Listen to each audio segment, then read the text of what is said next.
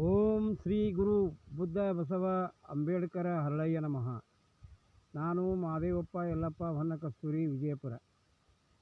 ಶ್ರವಣ ಮಾಡುತ್ತಿರುವ ಎಲ್ಲ ಸದ್ಭಕ್ತರಿಗೆ ನನ್ನ ಶರಣಾರ್ಥಿಗಳು. ಇಂದು ನಾನು ನಮ್ಮ ಜೀವನ ದೈವತ್ವದ ಕಡೆಗೆ ಎಂಬ ವಿಷಯದ ಮೇಲೆ ಒಂದೆರಡು ವಿಚಾರಗಳನ್ನು ಹಂಚಿಕೊಳ್ತಾ ಇದ್ದೇನೆ. ನಾವು ದೈವತ್ವದ ಕಡೆಗೆ ನಡೆಯಬೇಕಾದರೆ ಈ ಪ್ರಪಂಚದ ವಸ್ತುಗಳಿಂದ ದೂರ ಇರಬೇಕು. ಅಂಟಿಕೊಂಡರೂ ಇದ್ದೂ ಇಲ್ಲದಂತೆ ಇರಬೇಕು. ಅವು ನಮ್ಮ ಹಿಡಿತದಲ್ಲಿ ಇರಬೇಕು. ಅಂದರೆ ನಮ್ಮ ಹೃದಯದಲ್ಲಿ ಭಗವಂತನು ನೆಲೆಸಿದಾಗ ಮಾತ್ರ ನಾವು ದೈವತ್ವವನ್ನು ಕಾಣುತ್ತೇವೆ.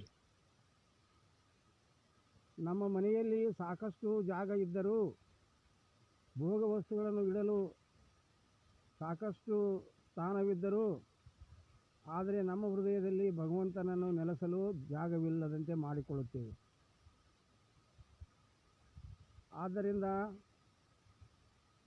ಸಂಪತ್ತು ಬಂದಾಗ ನಾವು ಭೋಗ ವಸ್ತುಗಳನ್ನು ಭೋಗಿಸುವುದಾಗಲಿ, ನಮ್ಮ ಮನೆಯಲ್ಲಿರುವ ನಾಯಿ ಬೆಕ್ಕಿಗೆ ಜಾಗ ಕೊಡುತ್ತೇವೆ. ಆದರೆ ಭಗವಂತನಿಗೆ ಜಾಗ ಕೊಡಲು ಮನಸ್ಸು ಮಾಡುವುದಿಲ್ಲ. ಯಾಕೆಂದರೆ ನಾವು ಆ ಭೋಗ ವಸ್ತುಗಳಿಗೆ, ಸಂಪತ್ತಿಗೆ ಅತಿಯಾಗಿ ಅಂಟಿಕೊಂಡಿದ್ದೇವೆ.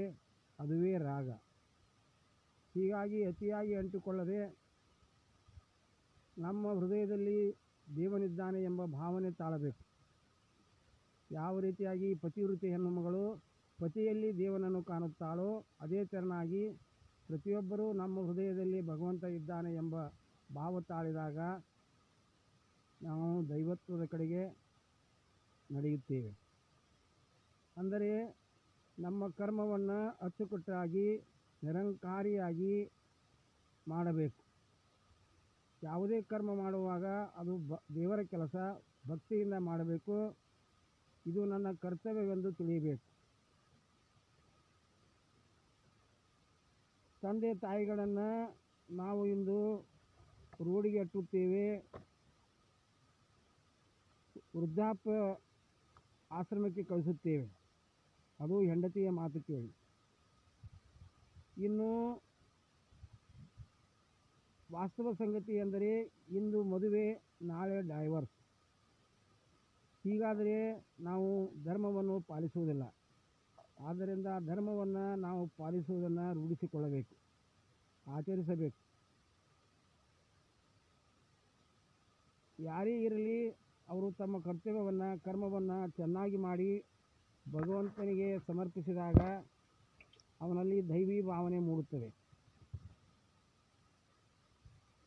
ಆದರೆ ಇಂದು ಅನೇಕ ಉದಾಹರಣೆಗಳನ್ನು ನಾವು ಕಾಣುತ್ತೇವೆ. ಅವಿಭಕ್ತ ಕುಟುಂಬದವರು ಎಲ್ಲೋ ಒಂದು ಇರುತ್ತದೆ, ವಿಭಕ್ತ ಕುಟುಂಬವೇ ಜಾಸ್ತಿ. ಹೀಗಾಗಿ ನಮ್ಮ ಜೀವನ ದೈವತ್ವದ ಕಡೆಗೆ ಹರಿಯುವುದಿಲ್ಲ. ಪತಿಯನ್ನು ಪಕ್ಕಕ್ಕೆ ಇಟ್ಟು ಆಡಂಬರ ಪ್ರದರ್ಶನ ಮಾಡುವುದು, ದಾಂಭಿಕತನ ಮಾಡುವುದು, ನಾಟಕೀಯ ಮಾಡುವುದು, ಇವು ಎಲ್ಲವುಗಳನ್ನು ನಾವು ಕೈ ಬಿಡಬೇಕು. ಭಗವಂತನನ್ನು ನಿತ್ಯ ನೆನೆದು ಭಗವಂತ ನಮ್ಮ ಜೊತೆ ಇದ್ದಾನೆ ಎಂಬುದನ್ನು ಮನನ ಮಾಡಿಕೊಂಡು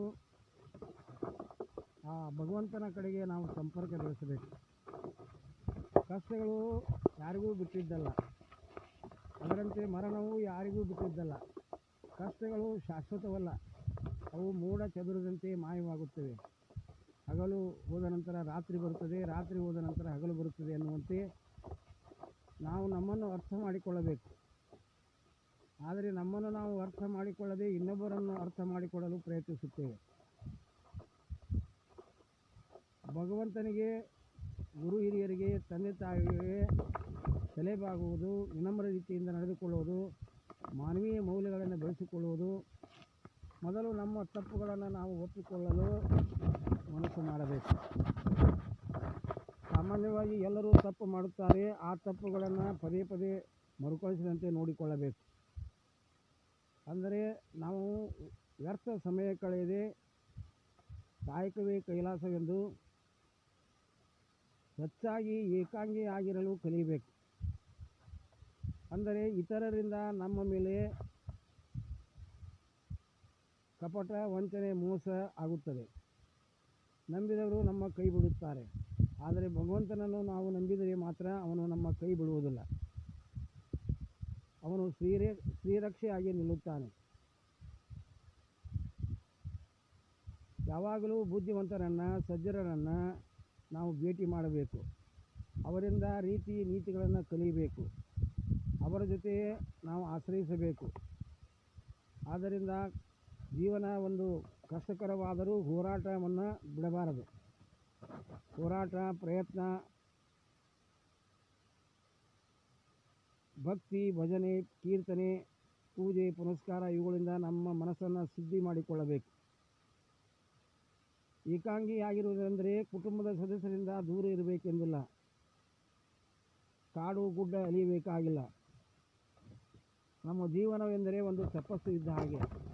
ಆ ತಪಸ್ಸನ್ನು ನಾವು ಮನಸಾಪೂರ್ವಕವಾಗಿ ಕರ್ತವ್ಯವನ್ನು ಕಾಟಾಚಾರಕ್ಕೆ ಮಾಡದೆ ನಿಷ್ಠೆಯಿಂದ, ಭಕ್ತಿಯಿಂದ ಮಾಡಿದಾಗ, ಧರ್ಮವನ್ನು ಪಾಲಿಸಿದಾಗ, ನಿರಂಕಾರಿಯಾದಾಗ ನಾವು ದೈವತ್ವದ ಕಡೆಗೆ ಹೋಗುತ್ತೇವೆ.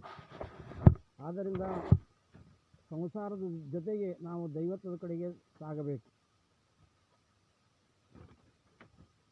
ನನ್ನಂತೆ ಇತರರನ್ನು ನಾವು ಬಗೆಯಬೇಕು. ಸಕಲ ಜೀವರಾಶಿಗಳಲ್ಲಿ ನಾವು ಆ ಭಗವಂತನನ್ನು ಕಾಣಬೇಕು.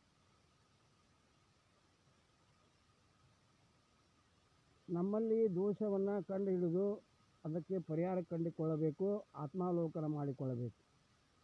ಅದಕ್ಕಾಗಿ ನಮಗೆ ಸರಿಯಾದ ತಿಳುವಳಿಕೆ ನಾವು ಮಾಡಿಕೊಂಡಿರುವುದಿಲ್ಲ. ಅರಿವೇ ಗುರು ಎನ್ನುವಂತೆ ನಮ್ಮನ್ನು ನಾವು ಅರಿತುಕೊಂಡು ಸಮಾಜದ ಜೊತೆಗೆ ಹೊಂದಿಕೊಂಡು ಕಳುವು ಮಾಡದೆ, ಆದರ ಮಾಡದೆ, ಇನ್ನೊಬ್ಬರಿಗೆ ನಿಂದೆ ಮಾಡದೆ, ಇನ್ನೊಬ್ಬರನ್ನು ಹೀಯಾಳಿಸದೆ ಸಕಲ ಪ್ರಾಣಿಗಳಲ್ಲಿಯೂ ಆ ಭಗವಂತನನ್ನು ಕಂಡಾಗ ನಾವು ದೈವತ್ವದ ಕಡೆಗೆ ಸಾಗಲು ಅದು ಸೋಪಾನವಾಗುತ್ತದೆ. ಬೀಜದಂತೆ ಬೆಳೆ ಎನ್ನುವಂತೆ ಬೇವಿನ ಬೀಜ ಬಿತ್ತಿ ಮಾವಿನ ಫಲ ಅಪೇಕ್ಷಿಸಿದರೆ ಅದು ಹೇಗೆ ಸಿಗುವುದಿಲ್ಲೋ ಹಾಗೆ ನಾವು ದುಶ್ಚಟಗಳನ್ನು ಮಾಡಿ ದುರ್ಗುಣಗಳಿಂದ, ದುರ್ಭಾವದಿಂದ ನಾವು ಇದ್ದಾಗ ಆ ಭಗವಂತನ ದರ್ಶನವಾಗುವುದಿಲ್ಲ. ಅಂತಹ ದುರ್ಗುಣ, ದುರ್ಭಾವ, ದುರ್ನಡತೆ ಇವು ಎಲ್ಲವುಗಳನ್ನು, ಕಾಮನೆಗಳು, ವಾಸನೆಗಳನ್ನು ನಾವು ಬಿಟ್ಟು ನಮ್ಮ ಸಮಾಜದ, ನಮ್ಮ ನಾಡಿನ ಭವ್ಯ ಸಂಸ್ಕೃತಿ, ಋಷಿಮುನಿಗಳ, ತಪಸ್ವಿಗಳ, ಪತಿವೃತೆಯರ, ಶರಣರ ತತ್ವಗಳನ್ನು ನಾವು ಅವಲೋಕನ ಮಾಡಿ ಆಚರಣೆ ಮಾಡಿದಾಗ ನಮ್ಮ ನಡಿಗೆ ಆ ಭಗವಂತನ ಕಡೆಗೆ ಸಾಗುತ್ತದೆ. ಅಂತಹ ಭಗವಂತನ ಕಡೆಗೆ